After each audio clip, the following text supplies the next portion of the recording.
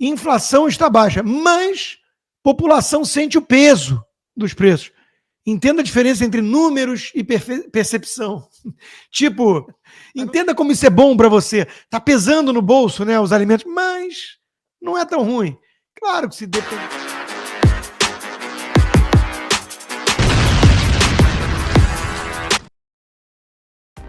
Faça o tal do triplo C. Curta, comenta, porque a integração do chat ajuda muito, e compartilhe. Você pode fazer essas 3 coisas que ajudam o algoritmo a aparecer. Mas eu não estou brincando não, pessoal. Dá uma paradinha agora de 1 segundo e clica no joinha, porque às vezes a pessoa já está acostumada a ouvir isso. Não. É importante que você faça isso, porque se você não fizer, inclusive atrapalha o vídeo. Parece que o vídeo é menos relevante. Sugere, né? Enquanto isso, o Lula diz que a Petrobras nunca teve crise. Isso é ser lulista. Ser o responsável pelo Petrolão, levar a dívida da Petrobras até um patamar de pré-bancarrota, a empresa ser destruída e depois, com a maior cara de pau e cinismo, dizer que não, crise não. Nunca aconteceu nada disso, não. O sujeito ficou na UTI 18 meses, respirando por aparelhos, mas estava perfeito de saúde. Como assim? Probleminha, doença, isso não existe. E claro, ser de esquerda é ter salvo-conduto para esse tipo de coisa. Felipe Neto, na Câmara dos Deputados, se referindo ao presidente da casa, que o recebia, como excrementíssimo. Esse é o garoto propaganda do lulismo, que ficou rico imitando focas e ensinando a garotada a driblar restrições parentais, e que depois foi alçado ao papel de intelectual petista. Né? Esse é o nível da nossa esquerda, chamando Arthur Lira de excrementíssimo. Será que é algum recado do Lula por conta aí da rixa travada também com Arthur Lira? Lembra que o Eduardo Cunha virou nosso malvado favorito, né? Qualquer processo de impeachment do Lula precisa passar pelo presidente da Câmara. Por enquanto ainda é o Arthur Lira. Mas façamos um teste. O que acontece se influenciadores bolsonaristas começarem a chamar certo ministro do Supremo de excrementíssimo? Acho que vai dar ruim, né? Porque a esquerda tem um salvo-conduto. O jurista André Marsiglia botou os pingos nos is. Felipe Neto acaba de se referir a Lira na Câmara como excrementíssimo. Preciso atualizar os leitores sobre como tem funcionado a liberdade de expressão entre os poderes da República. 1. Influenciador famoso ofender parlamentar é liberdade de expressão. Parlamentar, que tem imunidade material, ofender influenciador famoso é um ataque extremado e cabe até processo pedido pela PGR. 2. Parlamentar ofender executivo é conduta antidemocrática. Se a ofensa for a alguém do Poder Judiciário, aí é um ataque às instituições e à própria soberania da nação e por aí vai. É a hipocrisia e o duplo padrão típico de todo esquerdista.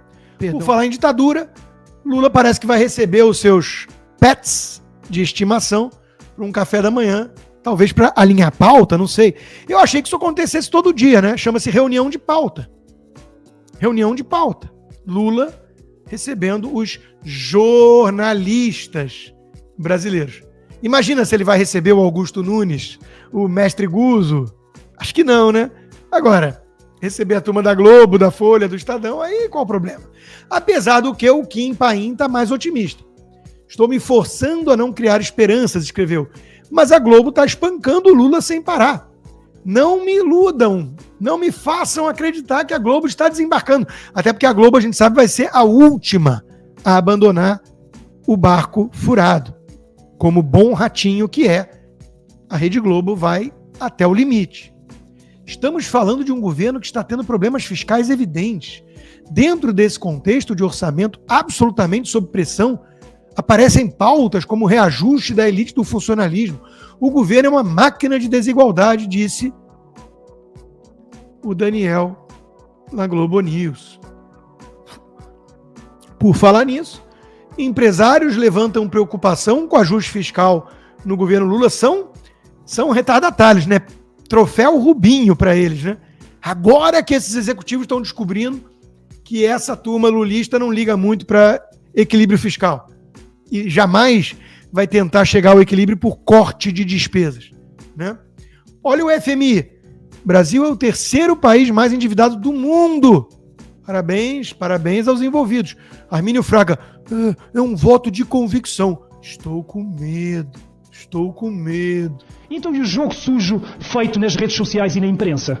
Porque na imprensa vimos, e em Portugal, as imagens que chegavam do Bolsonaro eram sempre de um homem carrancudo, um homem que não tinha o povo do lado dele, Lula, o pai dos pobres. Quando eu vim aqui no 7 de setembro de 2022 e nos célebres girassóis de Brasília e vi o que eu nunca tinha visto à face da terra, uma imensidão de mar de gente verde e amarelo como eu nunca vi na minha vida. E as televisões não mostravam isso. Fizeram propaganda para um lado. Já é desvirtuar das eleições. Mas quando nas redes sociais e o Twitter Files Brasil provou que calaram um lado político, cancelaram contas, estrangularam, reduziram o alcance, promoveram o outro lado, estamos a mexer com o pensamento de milhões de pessoas. Para não falar do radiolão. Então agora vejam tudo isto que eu vos estou a dizer. Fraude nas redes sociais, imprensa tendenciosa, radiolão. Querem mais o quê? Estas eleições num país democrático e justo já tinham sido repetidas há muito, muito tempo. É difícil discordar, meu caro Sérgio Tavares, num país sério.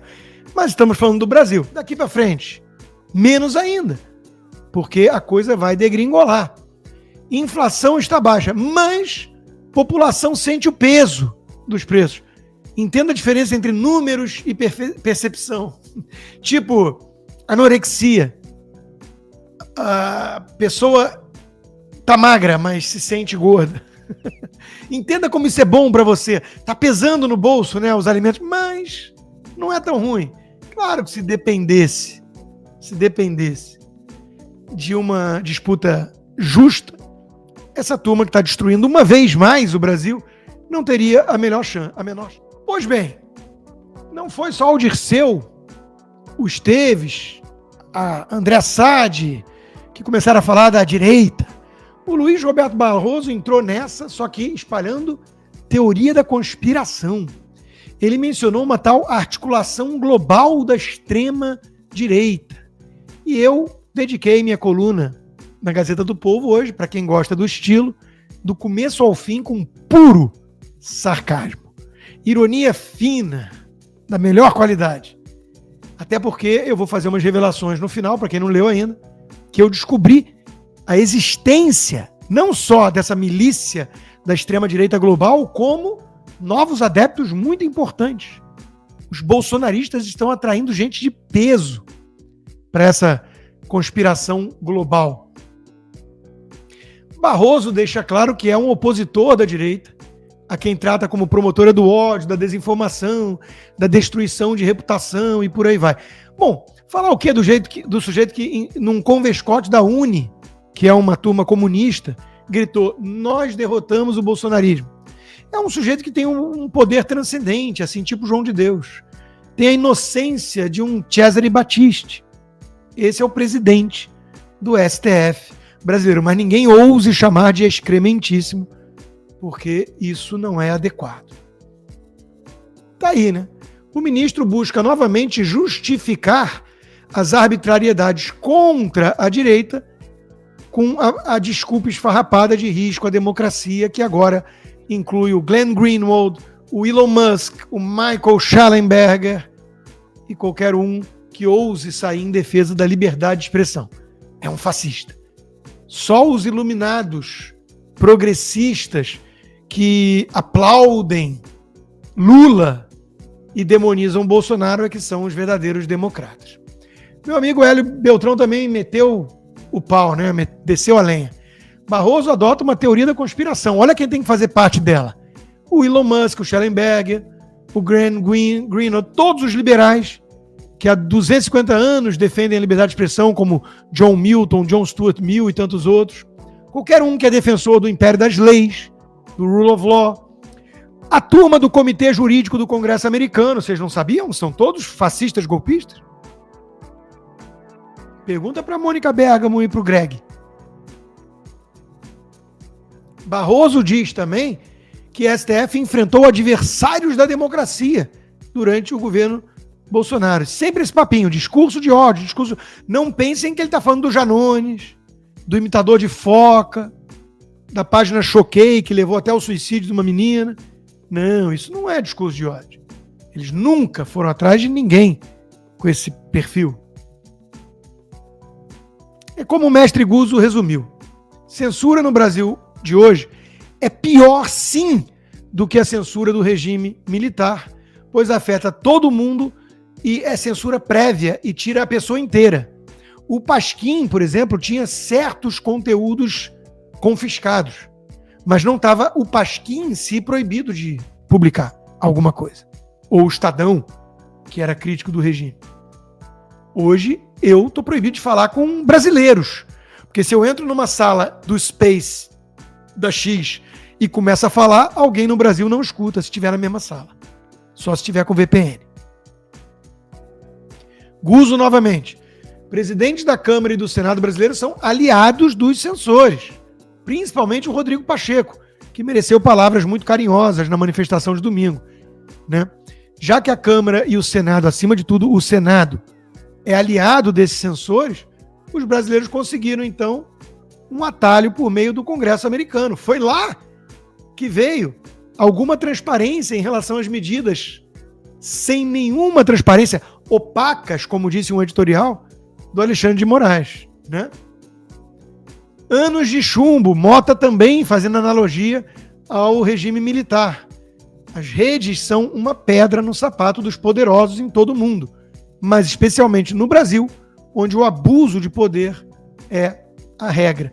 E por que eles querem censurar tanto as redes sociais? Ora bolas, por isso, Nicolas é o deputado que mais engaja publicações com críticas ao governo. Eles tentam, com imitador de foca, Janones, montam a milícia digital deles com a Mind8, com a Choquei, botam recurso público, fazem um gabinete do ódio, tudo aquilo que eles acusavam o Bolsonaro de ter. E não dá certo. Até a live com Global apresentando flopa. O Nicolas escreveu na Gazeta: a ascensão da tirania e a falta de testosterona. Isso mexeu com o brio dos floquinhos de neve, dos boizinhos criados com leite de soja. No fim de 2022, após as eleições, minhas contas nas redes sociais foram suspensas por ordem do TSE. O motivo? Nem eu nem os advogados sabemos. Porque não há nenhuma transparência. Porque o nome disso ele conclui. Enquanto tudo isso acontece, a turma da prudência e sofisticação cria interpretações e se incomoda mais com o meu discurso sobre falta de testosterona do que com o autoritarismo daqueles que se acham deuses na terra e criaram o Ministério da Verdade.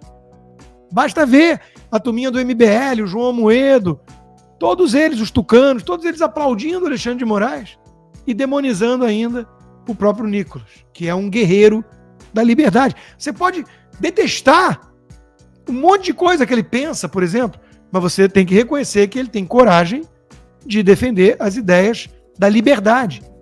Ele não está pedindo censura dos seus adversários. Os adversários estão pedindo a censura dele. Vá lá, inscreva-se, se possível, torne-se um apoiador. É baratinho, gente. No meu caso, se você fizer um pacote anual, dá um lanche de McDonald's por mês. $6 por mês e você viabiliza o meu trabalho.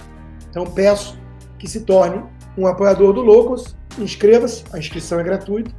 Já são 36 mil membros e agora com aplicativo em português. Faça um tal do triplo C.